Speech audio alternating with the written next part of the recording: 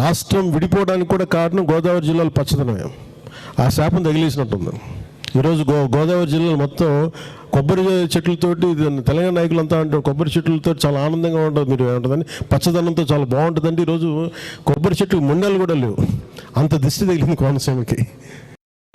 So నాకు నిజంగా చాలా బాగా, కళ్ళ ముందు ఒక మొక్క ఎదిగి ముండులు లేకుండా పడుతుంటే ఒక నిలువెత్తి ఎదిగిన బిడ్డ చచ్చిపోయినట్టే ఉంటుంది. ఆ బాధ నాకు తెలుస్తుంది, చాలా కన్నీరు ఉంటుంది.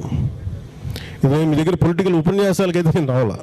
నిజంగా నేను మీ ఇంట్లో వాడు ఒకటిగా ఒక బాధ ఎలా ఉంటుందో, ఒక కొబ్బరి చెట్టుని పెంచి దాన్ని కోల్పోతే ఎంత బాధ ఉంటుందో ఆ బాధతో వచ్చాను ఇక్కడికి నేను.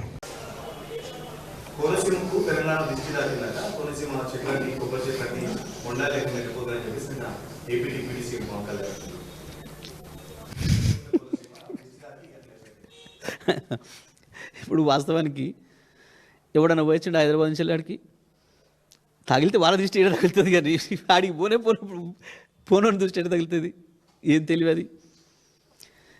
ఇక అటువంటి వాళ్ళు ముఖ్యమంత్రులు ఉప ముఖ్యమంత్రులు అవుతారు, ఏం చెప్తాం మరి మనం. మాట్లాడేటప్పుడు ఓ నాలుక కంట్రోల్ లేకుండా, బుర్రకు పని పెట్టకుండా.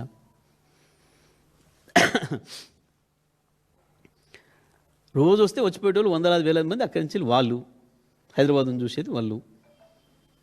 ఏమంటాం మనం, నరదృష్టి పడింది అని అంటాం చాలా విషయాలలో. చూసి వస్తానికి బాగా ఎక్కువ మంది చూసిపోతే ఓ చేనెమ్మడి పోతుంటే బాగుంది ఈ చేను అని చెప్పి అంటారని చెప్పి పాపం దిష్టి బొమ్మలు కట్టుకుంటారు. మరి కట్టుకుంటామే, ఆయన దిష్టి బొమ్మ వద్దన్నాడు, మనం ఆపినామా? పిచ్చి మాటలు, తెలియ తక్కువ మాటలు, మైండ్లెస్.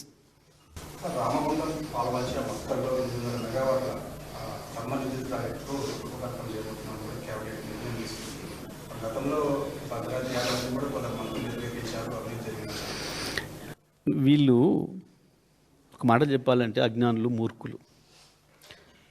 గతంలో వీళ్ళకు ప్రభుత్వాలంటే తెలియదు, ప్రభుత్వ పాలసీ తెలియదు. ఎంతసేపు బిచ్చం అడుక్కున్నట్టు పైరవీలు చేసేసి కాలేలు పట్టుకొని బీఫామ్లు అడుక్కొని ఎమ్మెల్యేలు అయిన బాపతులు వీళ్ళు. ఎవ్వడు బాధ్యతగా బడ్జెట్లు పెట్టినోడు కానీ ప్రభుత్వం నడిపినోడు లేడు తెలంగాణలో, కాంగ్రెస్లో.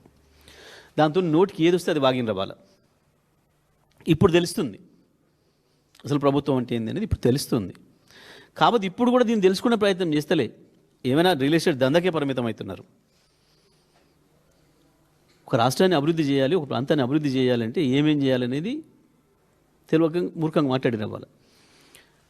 తప్పకుండా పవర్ ప్లాంట్ రావాల్సిందే,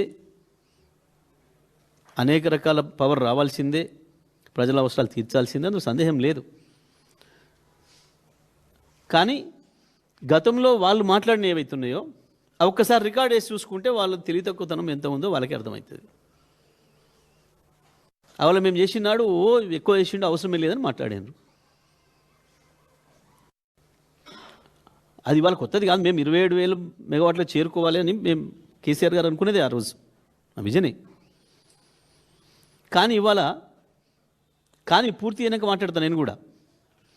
అది రాని అగ్రిమెంట్ల రూపంలో రాని, ఏం ధర, అవాళ ధరల మీద ఏం మాట్లాడినారు, ఇవాళ ధరలు ఏం ధరలు చేస్తున్నారు, అవాళ విద్యుత్ కొనుగోలు ఏ ధరల మీద చేసినాము, ఇవాళ ఏం చేస్తున్నారు, అన్నీ ఉన్నాయి. ఇంకా ముందుంది ముసల పండుగ, ఇంకా చాలా ఉంది వీళ్ళు చక్కదనాలు బయట పెట్టేది.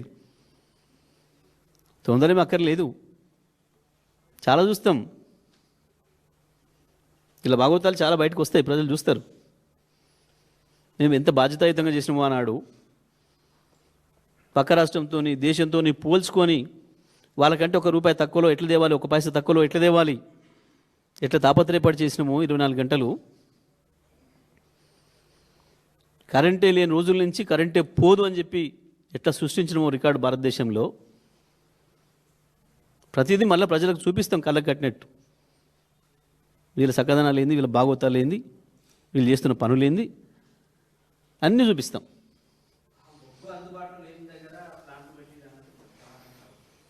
అది అన్ని కథలు చెప్తా, అన్నిటి కథలు చెప్తాం. అందుబాటులో లేని దానికి కూడా ధర ఏమైంది, అందుబాటులో ఉన్నదానికి కూడా ధర ఏమవుతుంది కూడా చెప్తారు రేపు.